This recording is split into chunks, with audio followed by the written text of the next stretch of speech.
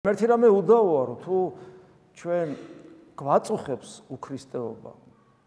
ესე იგი ეს კარგია, იმიტომ რომ ჩვენ გვძნობთ ამას. დიდი პრობლემა იქ იწყება, როდესაც ადამიანს ეს არ აწუხებს. ადამიანი ამას ვერ გძნობს. ადამიანი უპირისპირებს კიდევაც ხშირად ქრისტეს საკუთარ თავში, საკუთარ სიმართლეს, საკუთარ ეგოიზმს, საკუთარ ამბიციებს. მე მინახავს, რა თქმა უნდა, ჩვენ ვკითხულობთ, ჩვენ უამარ ადამიანს ხვდებით, ბევრი რამეს ვიგებთ, ხო, მაგრამ მაინც ყველაზე ნამდვილი ის არის, რასაც თვალით დაინახავ და რასაც შეეხები. ადამიანი შეიძლება აუჯანყდეს შინაგანად ღმერთს, ასეთებიც ხდება.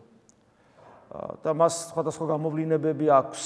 მაგალითად შეიძლება ადამიანი განუდგეს მთელ სამრევლოს, გაებუტოს, მოდი ესე ვთქვათ. ადამიანი განუდგეს სამრევლო განვითარების სტრატეგიას, ტაქტიკას, არ იყოს პატრიოტი თავის სამრევლოსი. და საბოლოო ჯამში ადამიანი განუდგეს თავად ღმერთს, როგორც წესი ეს დინამიკა თუ არ შეჩერდა, ასე ვითარდება.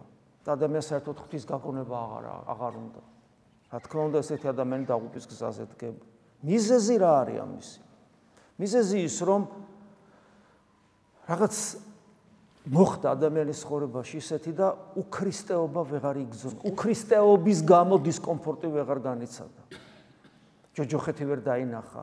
სკულზე დგას და მას ეს არ აშინებს. პირიქით გაგულისებული ხდება, გაბოროტებული ხდება. ადამიანი უცნაური ლოგიკას აქ ნუვეძებთ. ლოგიკა არ არსებობს. დემონურ სულისკვეთებაში ლოგიკა არ არსებობს. ეს რაღაც მოცემულობაა ესეთი, როცა ჩვენი თავისუფლება არასწორად იწყებს მუშაობას.